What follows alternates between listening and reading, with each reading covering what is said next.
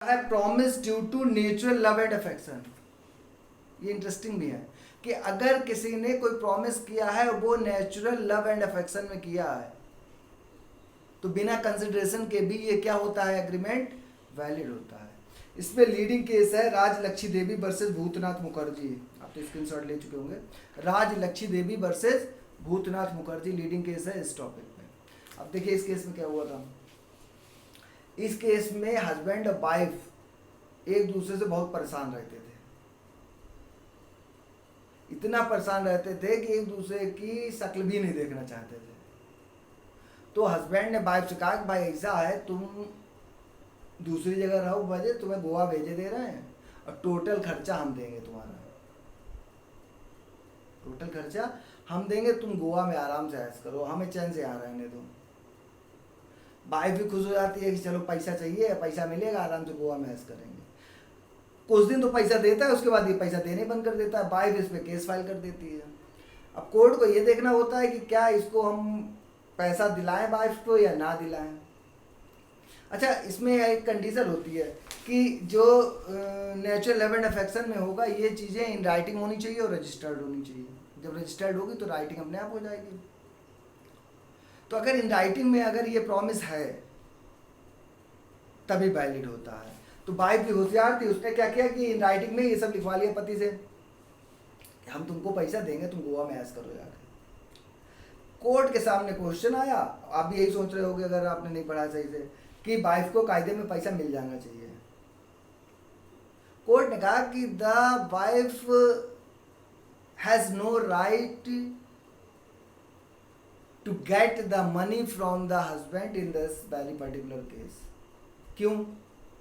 क्योंकि कोर्ट ने कहा कि देखो सब बातें सही है कि तुम्हारा इन राइटिंग में है, रजिस्टर्ड है, वो सब बातें तुम्हारी सही है, लेकिन जो मेन आत्मा है इस प्रोविजन की, मेन चीज क्या है, नेचुरल लव एंड अफेक्शन। कि अगर due to natural love and affection कोई बंदा किसी को कोई चीज देता है तो बिना कंसिडरेशन के भी वो वैलिड है। लेकिन कोर्ट ने उससे कहा कि ये बताओ तुम गोवा अलग रह रही हो, क्यों रह रही हो? बोले हमें इस आदमी की शक्ल से नफरत है, हम शक्ल देख लेते पूरे दिन खाना नहीं खाते, इसलिए हम गोवा रह रहे हैं। तो कोर्ट ने कहा कि it means there is no natural love and affection between the parties. और जब नेचुरल लव एंड अफेक्शन नहीं है तो the parties should not be allowed to get the benefit of this very rule. क्योंकि आपको ये बेनिफिट तभी मिलेगा जब नेचुरल लव एंड अफेक्शन हो पार्टी के बीच में। यहाँ पे नहीं था तो कोर्ट ने मना कर दिया, नहीं तुम्हें गोवा रहो, अपने खर्चे में रहो, तुमको हस्बैंड पैसा नहीं देगा। दूसरा इस पे है compensation for past voluntary service, section 25 subsection 2, past voluntary service. ये समझ लीजिए जरा। We have discussed that consideration must be given at the desire of the promiser.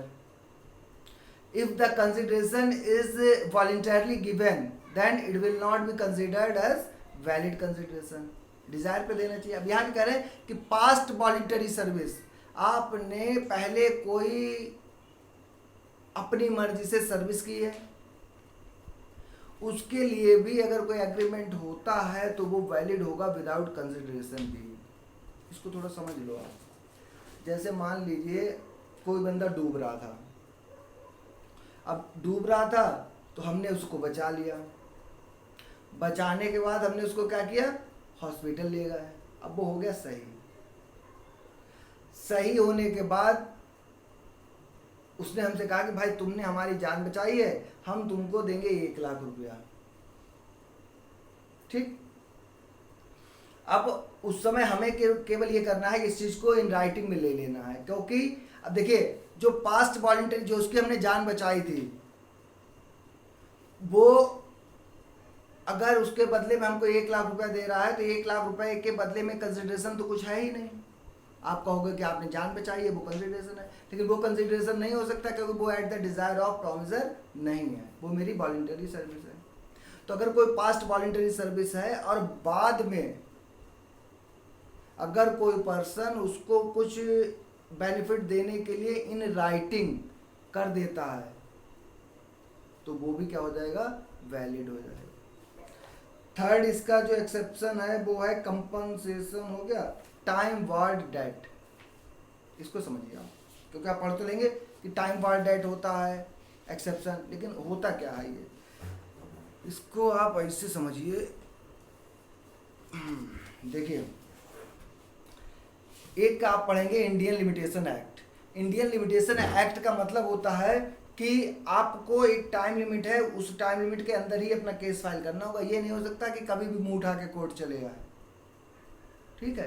ये नहीं हो सकता कोई बंदा आया और कह रहा है कि सरकार 70 साल पहले इन्होंने जो है हमारे साथ थोड़ी सी बदतमीजी की थी, तो जब थोड़ी सी बदतमीजी की थी तभी तुम कोर्ट चले जाते, अब 70 साल बाद जो है वो अपना टाइम वेस्ट ना करवा कर। ऐसे ही कॉन्ट्रैक्ट का जो लिमिटेशन पीरियड होता है वो होता है 3 इयर्स, यानी कि अगर कोई ब्रीच ऑफ कॉन्ट्रैक्ट होता है तो 3 साल के अंदर जो एग्रीड पार्टी है उसको कोर्ट चले जाना चाहिए। अब ध्यान से देखिएगा, मान लीजिए 2017 में किसी ने कोई कर्ज लिया, ठीक, मान लो ए ने बी से एक डेट लिया, कब लिया, 2017 में, और इससे कहा कि 2018 में तुम्हारा ये हम विद इंटरेस्ट वापस कर देंगे। मान लो डेट भी ले लेते हैं और इजी हो जाए, जैसे इसने कहा कि 31 दिसंबर 2018 को तुम्हारा वापस कर देंगे, तो 31 दिसंबर 2018 तक अगर इसने वापस नहीं किया तो 1 जनवरी 2019 से बी का एक राइट है कि ये कोर्ट में जाए, कहाँ जाए, कोर्ट में जाए, और ए के खिलाफ केस फाइल करे कि ये इसका पैसा विद इंटरेस्ट वापस करे। लेकिन ये राइट इसका कब तक रहेगा, केवल 3 साल तक, यानी कि 2019 से लेके 20, 21 और 22, 1 जनवरी 2019 से 2020 तक 1 साल हो गया, 20 से 21 2 साल हो गए, 21 से 22 3 साल हो गए। यानी कि जैसे ही ये 1 जनवरी 22 निकलेगा 3 साल पूरे हो गए, इसका ये राइट क्या हो गया, खत्म हो गया। यानी कि अब ये बंदा कोर्ट नहीं जा सकता है, किस चीज़ के लिए, बी अब कोर्ट नहीं जा सकता है ए से पैसे की वसूली के लिए, क्योंकि इसका जो डेट था ये टाइम से क्या हो गया, वार हो गया। इसको कहते हैं टाइम वार्ड डेट। अब यहाँ पे इसका एक्सेप्शन कैसे है, अब मान लीजिए ये 3 साल निकल गए, अब लीगली बी के पास कोई राइट नहीं है, ठीक है, लेकिन मान लो ए को अगर सद्बुद्धि आ जाती है, क्योंकि अगर 20 को पैसा देगा तो 20 का दुश्मन तो होगा ही नहीं भाई। आप धोखा किसको दे सकते हैं, जो सबसे ज़्यादा भरोसा करता होगा आप पे। कहा जाता है ना, विश्वासघात कर दिया हमारे साथ, तो घात किस चीज़ पे होता है, विश्वास पे, यानी कि जिस पे सबसे ज़्यादा विश्वास होगा वही सबसे बड़ा आपके साथ विश्वासघात कर सकता है। तो कोई ना कोई होगा, इसका अपना ही होगा। मान लो बाद में इन्हें सद्बुद्धि आ गई, इन्हें लगा कि यार गलत किया हमने, यार बताओ मेरा दोस्त था, पैसा उसने दिया, और बताओ केस भी बेचारे ने फाइल नहीं किया, चाहता तो हम पे केस कर देता। अब इन्हें लगता है कि ये बी को पैसा दे दे। अब ए अगर बी से कहते हैं कि भाई ऐसा है, हम तुम्हारा पैसा कल दे देंगे, तुम ले जाना हमसे, और ये चीज़ कैसे होनी चाहिए, इन राइटिंग में होनी चाहिए, तो ये बिना कंसिडरेशन के भी क्या है, वैलिड है। कंसिडरेशन इसलिए नहीं है कि ये पैसा अगर दे रहा है तो इसके बदले में, क्योंकि इसका ये राइट खत्म हो गया है, तो इस पैसे के बदले में कंसिडरेशन इसको नहीं मिल रहा है, ये टाइम वार्ड डेट होता है। थोड़ा टेक्निकल है, अगर कोई प्रॉब्लम हो तो आप कमेंट बॉक्स में जाकर पूछ सकते हैं, नहीं तो फिर आगे देखा जाएगा।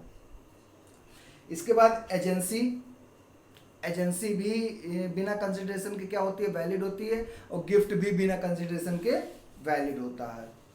ये सब आपको पता है, क्योंकि गिफ्ट में क्या होता है, गिफ्ट का मतलब ये विदाउट कंसिडरेशन। अब ये थोड़ी ना होता है कि हम तुमको एक गुलाब दें और कहें कि नहीं नहीं नहीं ये गुलाब हमें भी दो, नहीं तो नहीं काम चलेगा। तो गिफ्ट का मतलब है विदाउट कंसिडरेशन, क्योंकि अगर विद कंसिडरेशन होगा तो या तो ये सेल होगा, ये एक्सचेंज होगा। अगर consideration in the form of money है तो ये सेल हो जाएगा, और consideration in the form of thing है तो ये एक्सचेंज हो जाएगा। किताब के बदले किताब बदल ली, एक्सचेंज हो गया। किताब पैसे से खरीद ली, सेल हो गया। किताब किसी ने फ्री में दे दी तो गिफ्ट हो गया।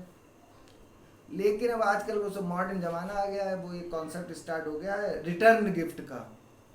बताइए भला, अरे कोई भला आदमी तुमको गिफ्ट देने आया है किसी वजह से, मान लो बच्चे का बर्थडे है, कोई गिफ्ट दे के आया, अब उसको रिटर्न गिफ्ट देने का रिवाज स्टार्ट हो गया। अरे जब उसका कोई खुशी मौका हो तो उसको गिफ्ट ही दो, रिटर्न करने की क्या जरूरत है? ये तो मतलब फिर व्यापार हो गया, कारोबार हो गया।